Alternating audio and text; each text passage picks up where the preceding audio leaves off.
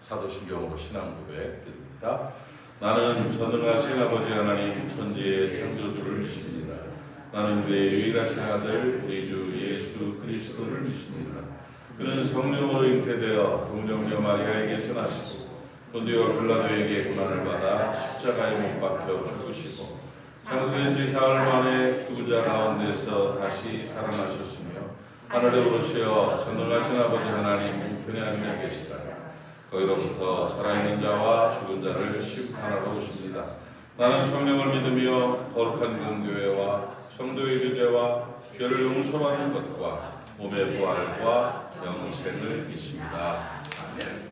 사도행전 2장에서 말씀 같이 봅시다. 사도행전 2장 42절부터 47절까지를 교독하겠습니다. 사도행전 2장 42절로 47절.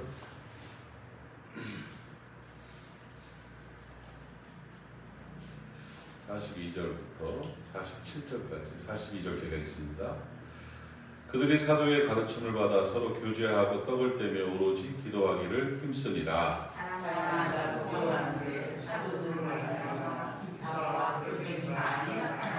믿는 사람이 다 함께 있어 모든 물건을 서로 통용하고 또 세상과 소유를 팔아 각 사람의 기도를 나눠주며 날마다 마음을 같이하여 성전에 모이기를 힘쓰고 집에서 떡을 떼며 기쁨과 순전한 마음으로 음식을 먹고 하나님을 찬송하며 온 백성에게서 소망을 받니 주께서 구원받는 사람을 날마다 더하게 하시니라. 아멘.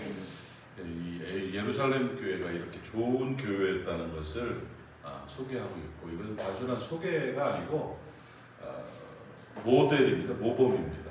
교회가 이래야 된다, 성도가 이래야 된다 하는 그런 교훈을 주는 그런 말씀이죠. 그래서 목사님들이 많이 읽어야 되는, 장로님들이 많이 읽어야 되는 그런 내용이기도 합니다. 교회는 예배당, 공동체 이렇게 얘기하는데, 교회에 관한 가장 정확한 표현은 그리스도의 몸이라는 겁니다. 에베소서에 있는 것처럼 그의 몸이 예수 그리스도의 몸이다. 예수 그리스도의 몸이라는 말은 예수 그리스도라는 말이에요. 왜 예수 그리스도의 몸이라고 바울 사도가 표현을 했느냐면 그리스도의 직무를 감당하기 때문이죠. 그리스도는 선지자고 제사장이고 왕이시죠. 이 그리스도 직무죠. 기름 부음 받은 그리스도. 교회가 바로 그 직무를 감당하는 공동체라는 거예요. 그래 그리스도의 몸이라는 거죠. 교회는 제사장적 권한이 있습니다. 교회를 통해서 죄인들이 하나님 앞에 나오고 축복을 받는 그런 제사장의 사명을 감당하는 게 교회죠. 교회는 선지자입니다. 그래서 교회를 통해서 세상의 성도들에게 하나님의 뜻을 선포하는 거죠. 교회는 왕입니다. 통치권자입니다. 교회 앞에는 여러분 잠잠하라고 말씀하고 있죠. 하나님 앞에 잠잠함이 중요한 겁니다. 민주화된 교회는 거짓 교회입니다. 저는 그렇게 봅니다. 그래요. 민주화가 아닙니다. 주주화입니다. 하나님의 주권입니다. 그 설교 시간에 질문이 없는 이유가 뭔지 아십니까? 전수이기 때문에 그렇습니다. 그건 아니지 않소 하면 그건 이제 신적 모독이 되는 거잖아요.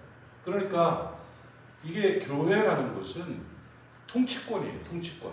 그래서 그 권한이 있어야 되는데 교회가 어느 시대부터 점점 한국 교회를 중심으로 있게 됐죠. 그러다 보니까 심지어 교회에서 막 패가 갈라지고 싸우고 소송하고 멱살 끌어내리고 막 이런 추한 일들이 벌어지는데 더 이상 교회 아니죠. 통치권이 되지 않는다면. 내가 가끔 쓰는 데나 잊지 못할 게 윤철중 목사님, 중앙교회 원로 목사님 젊은 시절에 횡성의 어떤 교회에 갔는데 그 교회가 그렇게 싸우더래요.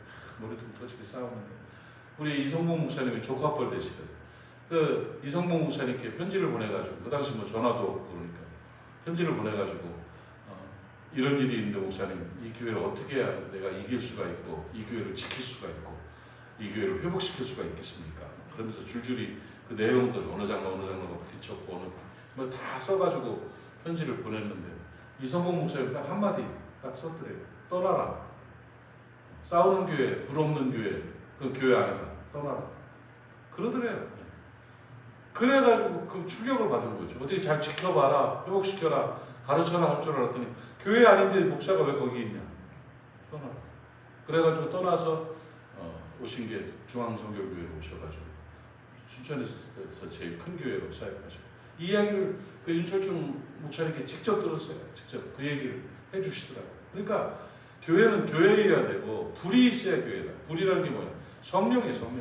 성령이 주인 되는 교회가 교회지. 교회에서 함부로 막 소락배기 들고 자기 주장하고 자기 이득 채우고 그냥 함부로 막 이러는 것은 썩 좋은 게 아닌 것이죠. 그러니까 교회는 교회여야 된다는 겁니다. 교회는 그리스도의 모험이라는 거죠. 그리고 교회가 이 왕이라는 표현은 뭐냐면 교회로 인한 다스림이 있다는 거예요. 그러니까 교회가 살아야 지역이 살고 교회가 살아야 가정이 살고 교회가 살아야 성도가 산다는 것이 그게 왕권이에요. 왕권. 이게 통치권이라는 거죠. 왜 그리스도의 몸이냐? 교회가 그리스도적 직무를 감당하기 때문에 제사장의 직무, 선지자의 직무, 왕의 직무를 감당하니까 교회는 그리스도의 몸인 것이죠. 그 그리스도께서 이 땅을 교회를 통해서 하나님 나라를 건설해 나가는 거예요. 그러니까 교회는 어떤 신교단체가 아닙니다. 하나님을 향한 신앙의 본질과 핵심이 바로 교회입니다. 그래서 무교회주의자들은 성경을 잘 알지 못하는 그러한 종교인입니다. 교회를 통해서 2000년 역사를 이루어 가셨고 교회가 성령의 출발점이고 역사의 핵심이고 본질이라는 거예요. 그래서 교회는 영적 전쟁의 본부입니다. 교회가 그 지역에 들어가는 게 선교가 된 거예요. 선교사들이 아무리 가가지고 돈을 많이 들여가지고 학교를 전화도 선교 완성 아닙니다. 그런데 병원을 전화도 선교 완성 아닙니다. 교회가 들어가야 선교지가 된 거예요. 교회가. 그러니까 그리스도의 몸이에요. 그리스도의 몸. 그러니까 교회를 통해서 하나님 나라를 건설하는 거예요. 교회가 영적 전쟁의 본부라는 것은 교회를 통해서 지역이 회복되는 거예요. 하나님이 만드신 세상, 하나님이 만드신 사회, 하나님이 만드신 이 땅을 하나님 나라로 건설하는 거죠. 교회 안에서 경영이 이루어지는 것이 교회의 목적이 아닙니다, 여러분. 군인들이 훈련받기 위해서 군인이 있는 겁니까? 전쟁해가지고 승리하기 위해서잖아요.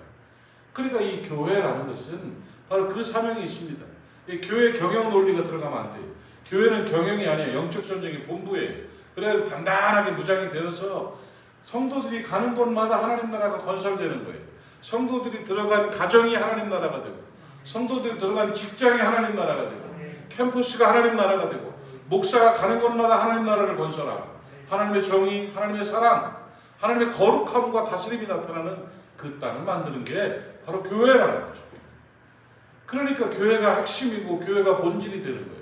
우리 모리아 교회가 그런 교회이기를 예수님의 이름으로 축복합니다. 그런 역사가 나타나야 되는 거예요. 본질을 똑바로 알고 교회관을 바르게 가져야 되는 거예요. 그래서 정확한 교회로 하나님이 주인된 교회로 성령이 마음껏 역사하는 교회로 서 있어야 되는데 그 일을 가장 잘 이룬 것이 출발점이 예루살렘 교회였다는 거죠. 베드로 목사님이 담임 목사였던 그 예루살렘 교회가 그 모델이 되는 거예요. 그 안에는 성령이 역사하시는 교회고 말씀에 충만한 교회고 기적이 나타나는 교회고 성도들의 사랑이 가득한 교회가 바로 예루살렘 초대 교회였다는 거예요. 오늘 본문에 이 47절 보니까 주께서 구원받는 사람을 날마다 더하게 하셨다 이렇게 말하고 있습니다. 교인 숫자를 많게 하셨다가 아니라 구원받는 사람을 날마다 더하게 하셨다. 진짜 예수 믿고 구원받는 사람들이 많아진다는 거예요. 그래서 진정한 부흥의 역사가 그 안에 있었다는 겁니다. 성숙과 성장을 제가 말씀드렸는데 성장도 중요하지만 성숙이 중요한 것이고 교인의 숫자도 중요하지만 무형교회 교인들, 구원받은 자의 숫자가 중요해요. 구원받은 사람, 예수 그리스도가 주인 되어지고 그리스도로 인해서 예수 믿고 구원받아 영원히 살아난 하나님의 자녀들이 있는 곳이 교회예요. 그 숫자가 날마다 많아져야 되는 거예요. 교회를 이용해서 뭐 해먹으려는 사람들 수천 명이 있으면 뭐 할 것입니까? 아무 의미 없어요. 예수 믿지 않는 사람들, 하나님을 두려워하지 않는 사람들, 하나님 없는 사람들이 얼마나 많습니까? 그런 것들은 의미가 없어요. 오늘 본문에 보니까 구원받은 사람을 더하게 하셨다. 우리 모리아 교회가 그런 교회로 서기를 간절히 바랍니다. 그러면서 이 예루살렘 교회가 사명을 감당했고 큰 역사를 이루고 결국은 어떻게 됐어요? 지금 전 세계 복음이 전파되는 그 교회 하나가 역사를 이루었지 않습니까? 예, 주님 오실 그날까지 예루살렘 교회의 흔적들은 온 세계 교회에서 다 나타날 것이고 주님을 맞이하는 아름다운 교회가 될 수 있을 것이라고 믿습니다. 자, 그러면 이 예루살렘 교회가 부흥하는 이유가 뭐냐? 제가 지난 수요일에 소개를 했는데 첫 번째 이유가 뭐냐면 성령께서 마음껏 역사하는 교회였다는 거. 이게 가장 중요한 이유가 되는 것입니다. 성령이 역사하셔서 기사와 표적이 나타나는 교회, 성령이 일하실 수 있는 교회, 성령이 떠나지 않은 교회를 말하는 거죠. 그러니까 좀 아까 말씀드린 것처럼 싸우는 교회, 부딪히는 교회, 사람이 주인된 교회는 성령의 역사 없습니다. 성령이 하시지 않습니다. 성령이 떠나신다. 그러니까 떠나라. 그 이성봉 목사님 그 말씀. 불 없는 교회는 교회 아닌데 네가 목사가 왜 거기 있느냐. 떠나라. 이게 두려운 말씀인 거죠. 성령이 주인 되어지고 성령이 마음껏 일하실 수 있는 까마귀와 비둘기 노아의 그 방주 얘기를 말씀을 드렸었는데 까마귀는 썩은 시체 위에 앉아서 뜯어 먹습니다. 그러나 비둘기는 더러운 곳에 앉을 수가 없어서 그냥 다시 날아 들어왔잖아요. 그래서 성령을 상징하는 비둘기, 성령은 더러운 곳에 앉지 않습니다, 여러분. 우리의 심령이 더러워지고 삶이 더럽고 추하고 우상 숭배하고 죄 짓고 이러고 있으면 그 안에 성령이 역사하십니까? 성령이 무슨 까마귀입니까? 성령께서는 깨끗한 곳에 앉으시고 임재하시는 분이시다. 우리의 마음이 청결한 자는 하나님을 볼 것이라고 그랬어요. 우리의 심령에 성결함이 있어야 되는 거예요. 늘 성령이 그리스도 보혈의 은혜로 죄사함 받고 죄 씻김 받고 성결함을 유지하며 살아갈 때 성령이 역사하는 거예요. 교회 안에 거룩함이 있어요. 교회는 성결함이 있어요. 사랑하고 아끼고 지키고 돕고 성결한 은혜가 있을 때 비둘기 같은 성령이 임하셔서 평화를 이루시고 기적을 나타내시고 치유하시고 회복하시고 은혜를 베풀어 주시는 거예요. 이 평화롭고 성결한 교회가 돼야 성령이 역사하시는 거예요. 이거는 왕적 다스림이 있어요. 성령의 다스림이 있는 교회. 그리고 그리스도의 복음적 권위가 있는 그런 교회가 될 때 성령의 역사하시고 은혜가 충만하게 되는 겁니다. 우리 모리아교회가 갈라디아서 5장에 나타난 성령의 열매가 가득하기를 바랍니다. 가득하기를 바랍니다. 그 모리아교회의 성령의 열매가 가득하다는 말은 어디 도덕님에서 의자 위에 있다는 얘기 아니에요. 성도들 한 사람 한 사람이 성령의 열매를 맺고 살아가는 거예요. 그것이 바로 성령이 가득한 교회가 되는 것입니다. 그 은혜가 있기를 바랍니다. 그리고 이 초대교회 예루살렘 교회는 뭐가 있어서 부흥했는가? 사랑이 있었다. 사람 사랑하는 거예요. 성도 사랑하는 거예요. 여러분 십자가 정신은 십자가를 주신 이유죠. 목적이죠. 십자가는 왜? 사람을 사랑해서 하나님 주셨어요. 여러분 십자가 정신으로 살아가야 돼요. 우리는 늘 십자가 정신으로 살아야 돼요. 어제 십자가 베델 선교회 그 대표님 만나니까 야 십자가가 그 주변에 한 100개가 있더라고. 100개가. 십자가에 미친 사람이 아주 십자가를 달고 십자가에 권하는 말씀을 얘기하면서 능력을 경험하며 이렇게 살아가고 있더라고요. 십자가를 많이 건다고 좋은 게 아니요. 십자가 정신으로 사는 거예요. 십자가 정신은 사람을 사랑하는 거예요. 사람 사랑의 은혜가 있기를 바랍니다. 사람을 사랑함으로 말미암아 그리스도의 사랑이 넘쳐날 수 있기를 바랍니다.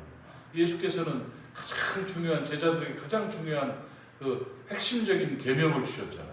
새 계명을 너희에게 주노니 서로 사랑하라. 내가 너희를 사랑하는 것 같이 너희도 서로 사랑하라. 이게 바로 교회입니다. 이 부흥하는 교회는 사랑이 있는 교회입니다. 사랑은 참아주는 거예요. 기다려주는 거예요. 사랑은 침묵하는 거예요. 사랑은 다독거려주는 거예요. 친절한 거예요. 위로해주는 거예요. 도와주고 유익을 주는 거예요. 따뜻한 거예요. 향기 나는 거예요.